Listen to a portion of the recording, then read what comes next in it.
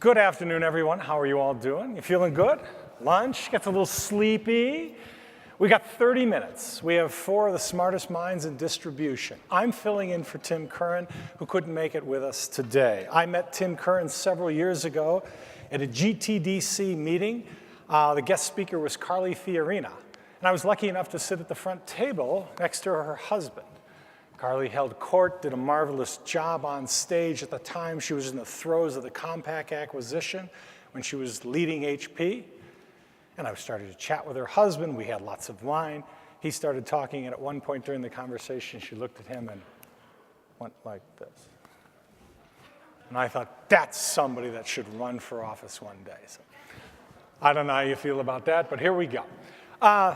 Tim wanted me to share a couple of slides at the onset. Let's talk about the Global Technology Distribution Council for just 1.5 minutes to 2. You can see they span the globe. How powerful are they? Look at the numbers. 187 countries, 95% of the world, 130 billion in global sales. That 95% of the world, believe it or not, global technology distribution around the globe reaches more than the Coca-Cola company. It's a big footprint, in other words. Now, as a journalist who's been writing about this industry all these years, every time we get together, it's another existential challenge about do we need distribution? Look at those sheer numbers. They say distribution is kicking it.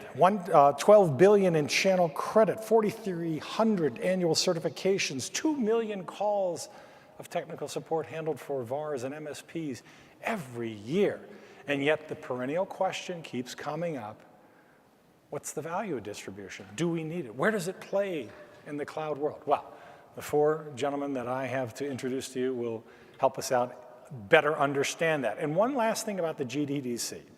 If you think that pick, pack, and ship is all distribution companies do, take a look at this list. Now, Tim had asked that I read it, so I'll start on the left, and you can read. No, I'm not going to read this, but look at the depth and the breadth of that list.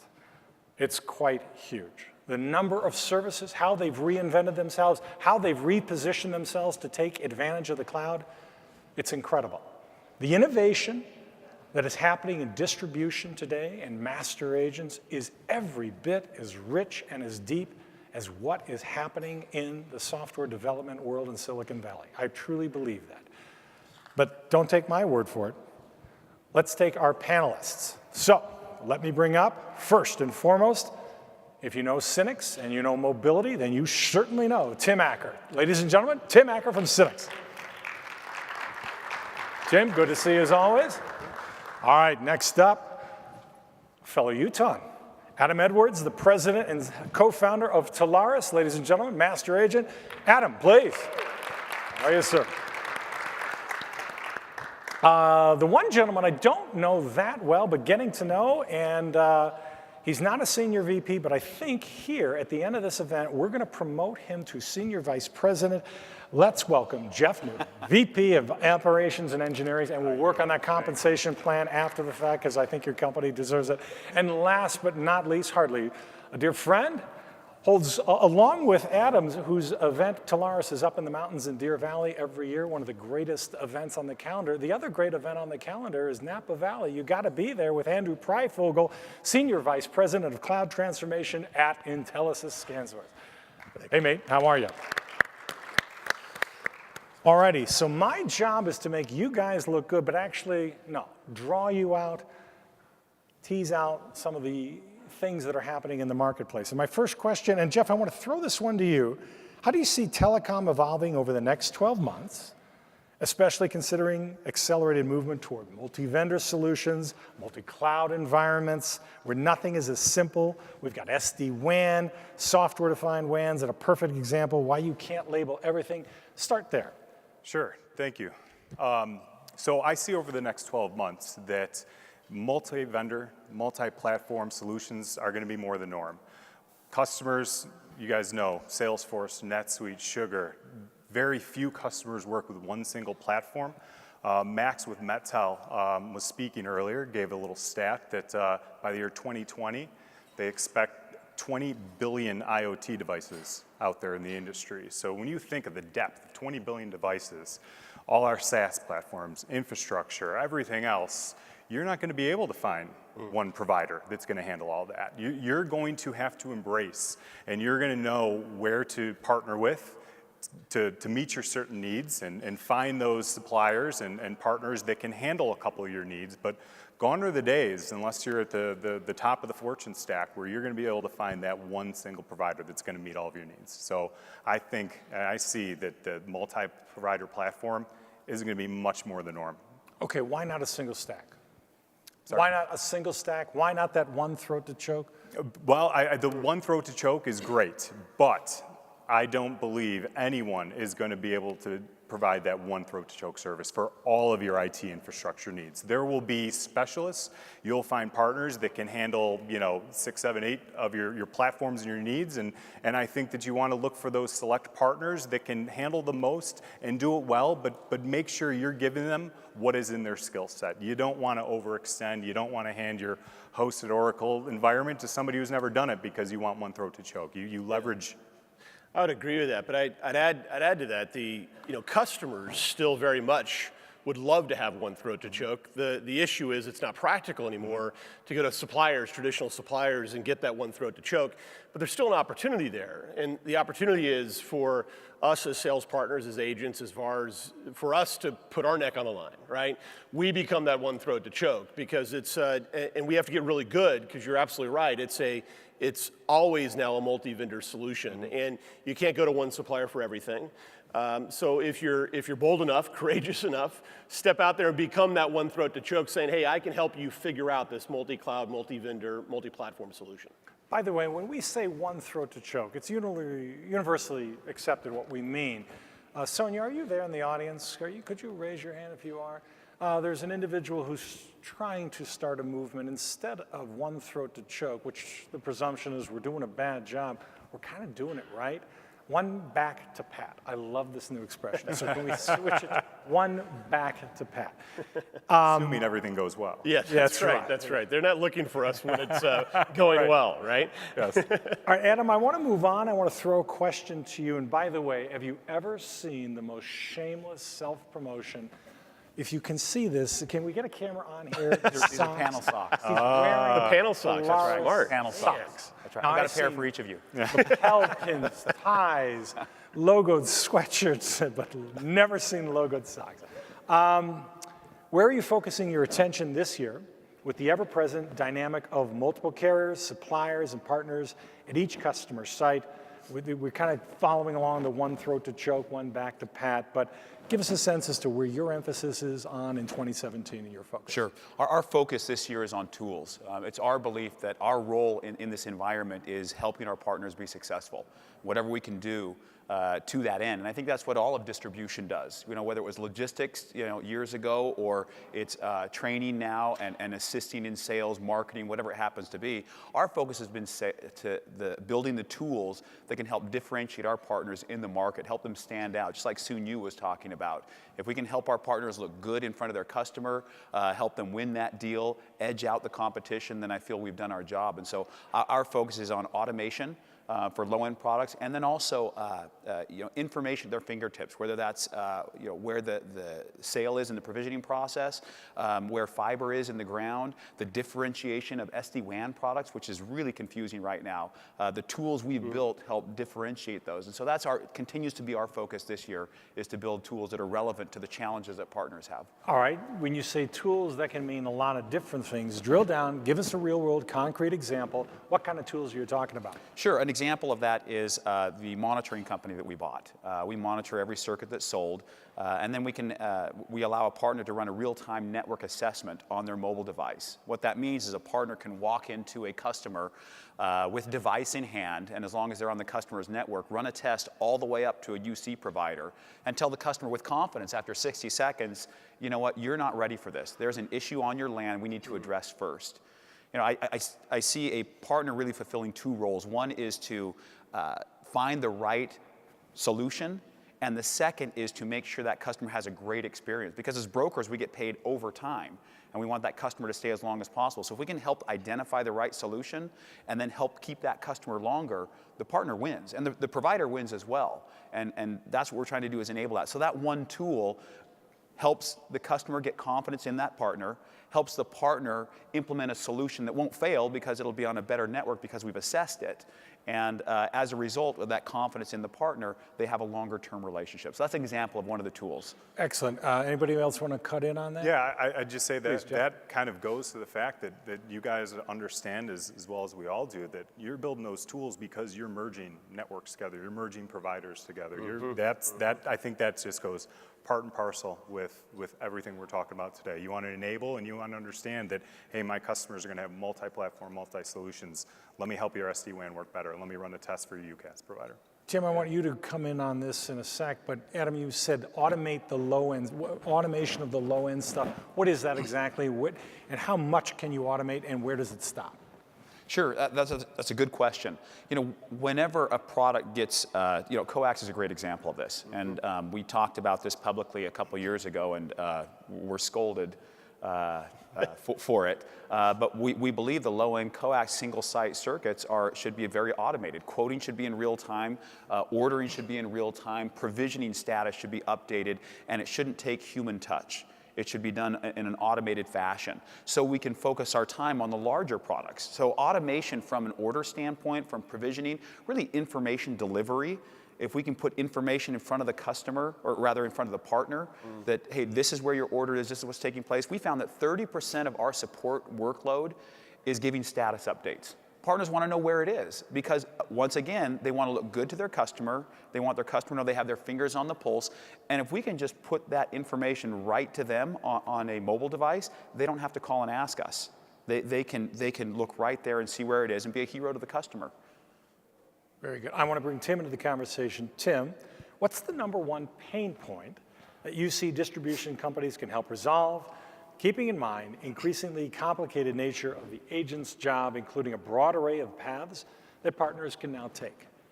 Yeah, I think I think my colleagues talked a little bit about this. It's about bringing it together, right? Whether you're a VAR, or an agent, or an integrator, the solutions are getting more complex. There's a lot of vendors with best-in-class technology out there, but I think more importantly, our customers, your customers, downstream end users, are looking for a business solution. How do I layer in all of these pieces to solve a business problem, right? So you hear at conferences like this things about IoT and digital transformation, et cetera. There's a business outcome we're trying to drive there. And I think what we're going through an evolution, and frankly a revolution on, you talked about this earlier, TC, it's more than pick, pack, and ship. It's about how do we bring those components together, demystify some of the jargon, and be able to give a customer, give a reseller, a VAR, an agent, something back that they can take to a customer to have that conversation across multiple platforms, right? So from data center to the end. In our business, and you mentioned at the outset, I'm very focused on the wireless side of this, which is a little bit of a different beast, but it's still providing those same type of solutions that we're talking about. And I think whether you're on-prem, you've got a specific site, or you're out in the field, customers are looking for that sort of ubiquitous answer. And I think our number one job, and I think what we're all trying to help solve for, is bringing those touch points together and making this a lot simpler for our partners to absorb and Andrew, again bring together a solution. Please. Yeah, I agree. I mean, the complexity has gone way through the roof, right? And it requires partners of all shapes and sizes, VARs, agents, doesn't matter. We have to have different conversations with our clients now. Yeah. And it's a more complex conversation. It's a more inclusive conversation. So one of the things that we're really committed on solving for right now is this education gap that's out there, where partners who have been really focused on a very specific silo are realizing, man, this world's changing around me so fast. I've got to get smart about this other stuff that's on the periphery, and if I don't, I'm going to have other people coming in and taking my customers, and we're seeing that happen every day. So I think, a lot of us here, all of us really have really strong education strategies, and it's becoming imperative for partners to get smarter on this stuff. The stuff you don't know right now, other people do, and they're having those conversations with your clients, and that puts everything at risk for you. Okay, but I want Jeff and I want Adam to weigh in on this. You guys spend a gazillion dollars on education on training, and what you're doing with your, cloud education program is rather exemplary, and you can talk about that if you want later on. But I want to come to Jeff and Adam. You guys spend so much, and yet only a fraction of it gets consumed at the rate you hope. How can we get more practitioners to take advantage of the world-class, way cool, knockout, advance your business pretty quickly stuff that you guys produce? Yeah. We invest a lot in education. We have a great platform. We have self-paced. We have agnostic training. We like to push that out to our partners as much as we can. What I like to stress and what I like to highlight to those partners that we work with is understand all the intersection points. Know where, if you're a hardware guy and you know Cisco and that's what you're selling, understand what carriers in the residual model enable Cisco sales. Find out who's going to help you with Cisco Spark, IWAN, and not to cannibalize your hardware sales, but to enable them. So now you've got multi-platform, multi-solutions that you're finding, and you don't have to go very far. Every carrier out there, from the big guys, the little guys, cloud platforms, they all have enablement to Azure, Office 365, Cisco, Juniper, HPE. So now you now look at an opportunity with a customer. You might have been selling hardware, but now you might have a familiar point there. And hey, I can talk to you about IWAN, or I can talk to you about HPE, and before you know it, you're having a residual conversation, and you've jumped into other platforms that they sell, and that's what we like to do. We like to enable. We like to help our partners find that sell with strategy. What is going to be natural? What is going to be comfortable for you to speak with? Adam, in your world, ongoing education is critical. You're not just someone in this channel. You're also an entrepreneur yourself, so someone who has to balance his or her time.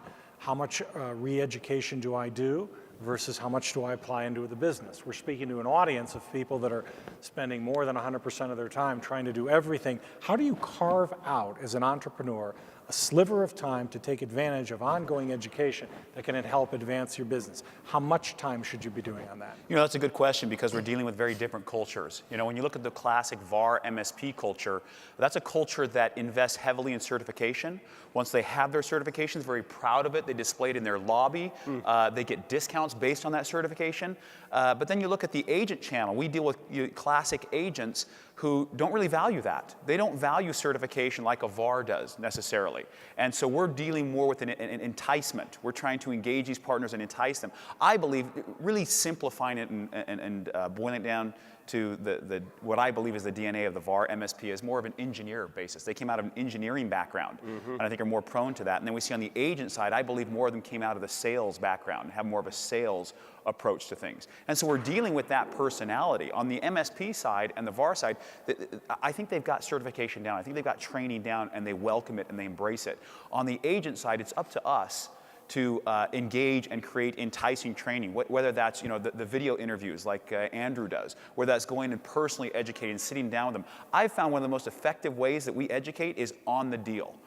Because the classic salesperson comes with a deal in hand, they've got a monster account and say, what do we do with this? Where do we start? And then you bring in the engineer, and then we walk through scenarios, and then we whiteboard, and that's where education happens, is in the moment. And I think it's just different cultures we're dealing with. Tim, you want to weigh in on that? You're nodding. Yeah, clearly in traditional distribution, we rely on vendors to do a lot of the education, right? And I think we promote a lot of that. We tend to be very transparent, because we believe that vendors and carriers and those sort of upstream in the supply chain represent their brand better than anybody, right? And I think can do a great job. They also have sort of the investment assets around platforms, et cetera. We're doing much more of this through events, a lot online and through tools, and it is a big commitment. I think the rules of the game around certification are changing. It's not just good enough to be able to hang up that plaque in the lobby and say, I'm X certified for Y, but then where do you take that to the next natural extension? And I think for the partners that we have, and there's some here in the room and others around the country, they're leaning more on us to help them determine which ones should they invest in, where they're going to get the biggest bang for their buck, and then ultimately, who's going to have the best, and I think you mentioned this earlier, who's going to have the best collaborative selling environment for them long term too. Because it's more than just about certifying and representing the products around how can we go together to solve those. So it's a big piece. We continue to invest in it. I'll say the other thing is we do this on the vertical market side. It's an incredibly important part of what we're asking VARs and agents and others to do is specialize. So we're investing a lot in areas in public safety and transportation, utilities, et cetera, where the sale into those customers is so dramatically different, and understanding how to position these technologies to them can be a real differentiator for you.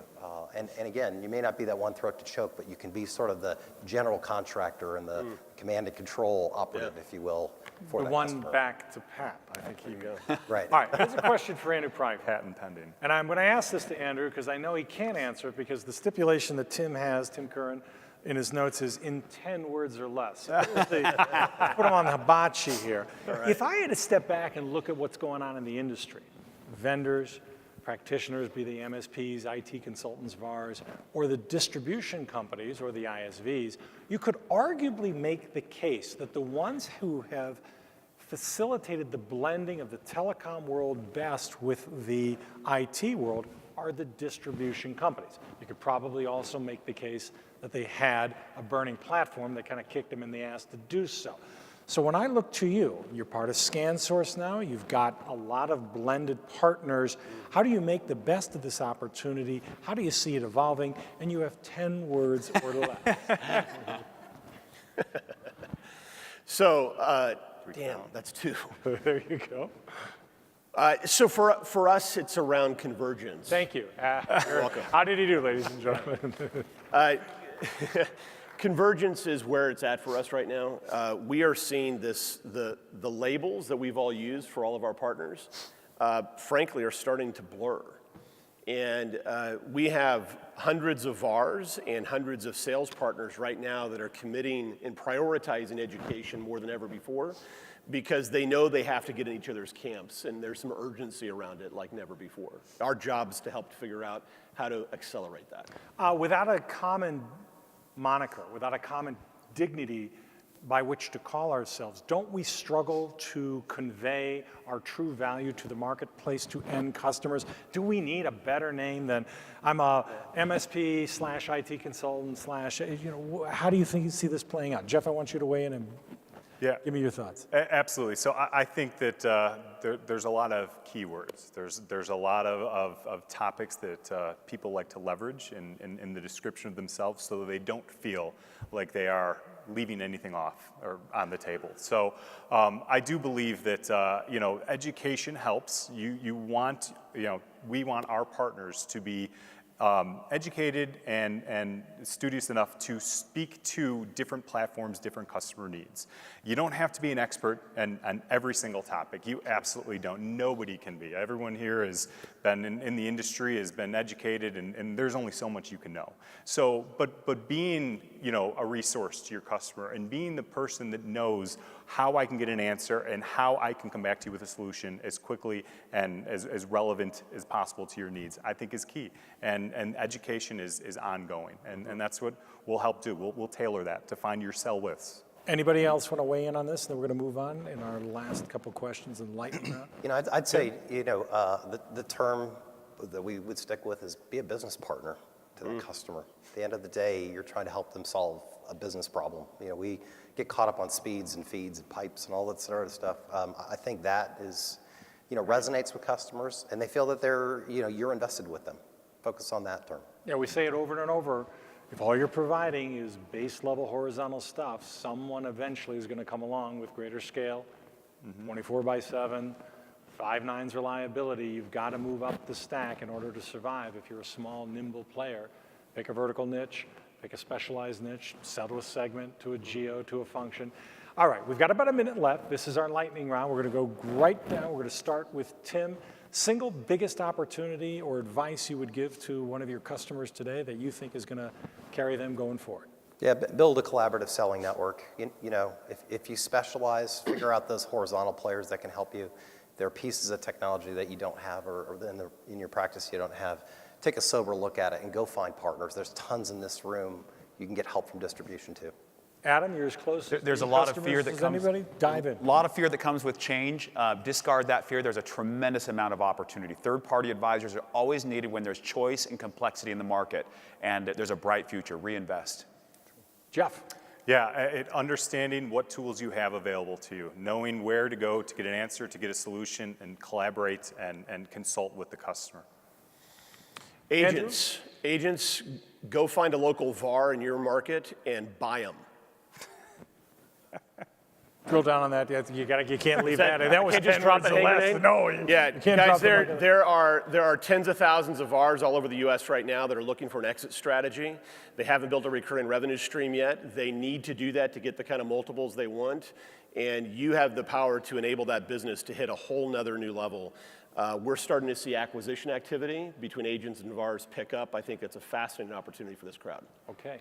On behalf of Tim Curran, the head of the Global Technology Distribution Council, for whom I'm filling in with, let's give it up for Tim Acker, VP of Mobility with Synnex, Adam Edwards, President, co-founder, Telarus, Jeff Newton, VP of Operations, should be Senior VP and will be soon, TBI, and our friend on the Penton think tank, Andrew Pryfogel, Senior Vice President, Cloud Transformation and Intelisys. Thank you, ladies and gentlemen.